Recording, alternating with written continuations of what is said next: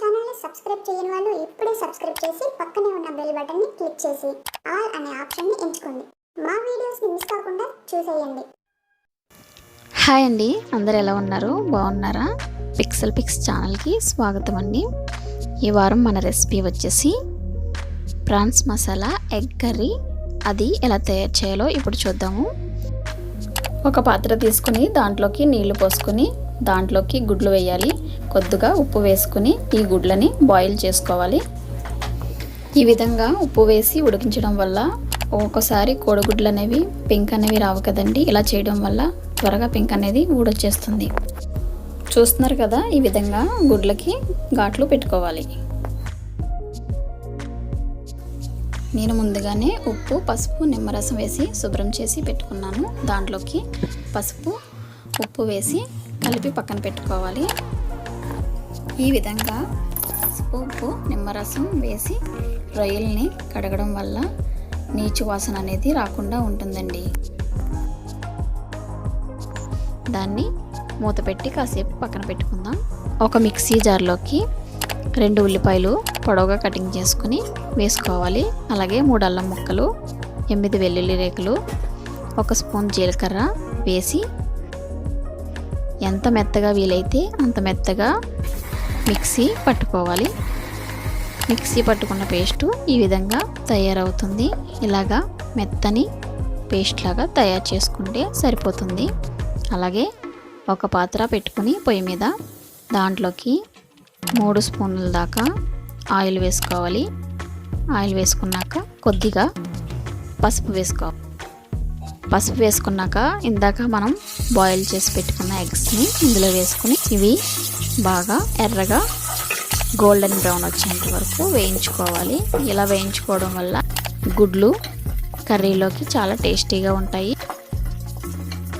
ఈ విధంగా వేయించుకున్న గుడ్లని ఒక ప్లేట్లోకి తీసి పక్కన పెట్టుకోవాలి.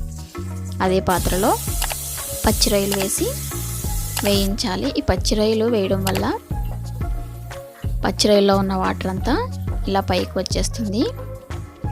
రొయ్యలు క్రిస్పీగా టేస్టీగా తయారవుతాయి.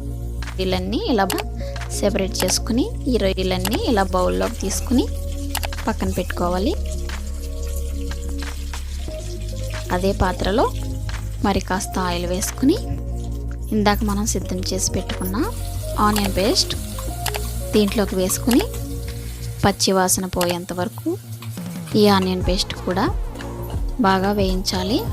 ఇలా నూనె పైకి తేలేంత వరకు వేయించుకుని దీంట్లోకి 1 రెబ్బ కరివేపాకు కూడా వేసి బాగా మిక్స్ చేసుకోవాలి. కరివేపాకు వేసిన తర్వాత పచ్చిదనం పోయేంత వరకు వేయించుకోవాలి.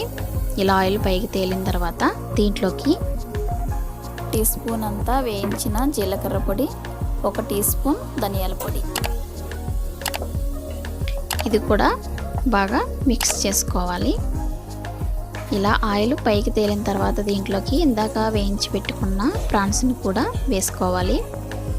ప్రాన్స్ వేసిన తర్వాత మరొకసారి ఇలా మొత్తం మిక్స్ అయ్యేటట్టు బాగా మిక్స్ చేసుకుని దీంట్లోకి 1 స్పూన్ కారం వేసుకోవాలి. అలాగే రుచికి సరిపడగా ఉప్పు వేసుకోవాలి. ఉప్పు కారాలు వేసిన తర్వాత మరొకసారి మళ్ళీ కలయబెట్టుకోవాలి. ఈ విధంగా కలయబెట్టడం వల్ల ఉప్పు కారాలు రొయ్యలకి బాగా పడతాయి. ఇలా చేయడం వల్ల నాన్ వెజ్ కర్రీస్ చాలా అంటే చాలా టేస్టీగా రుచిగా ఉంటాయి. కొద్దిగా వాటర్ వేసుకుందాం. ఆల్రెడీ మనకి ఇందాక 50% కుక్ అయినాయి కదండి పచ్చిరొయ్యలు, అందుకు కొద్దిగా వాటర్ వేస్తే సరిపోతుంది. వాటర్ వేసిన తర్వాత ఇలాగా ఆయిల్ అంతా సెపరేట్ అవ్వాలి. సెపరేట్ అయ్యి ఇలా తేలుతూ కనపడాలి. అలాంటప్పుడు మనం లాస్ట్లో కొద్దిగా గరం మసాలా వేసుకోవాలి. గరం మసాలా వేసుకున్న తర్వాత కొంచెం కొత్తిమీర కూడా వేసుకోవాలి.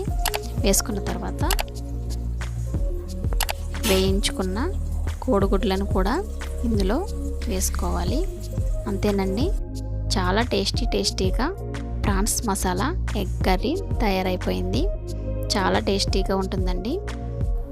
మీరు ఈ రెసిపీని తప్పకుండా ట్రై చేసి ఎలా ఉందో నాకు కామెంట్ పెట్టండి. ఈ కర్రీ మీకు నచ్చినట్లయితే నాకు ఒక లైక్ చేయండి, మీ ఫ్రెండ్స్ అండ్ ఫ్యామిలీకి షేర్ చేయండి. అలాగే మా ఛానల్ని సబ్స్క్రైబ్ చేసుకోండి. Bye, thanks for watching.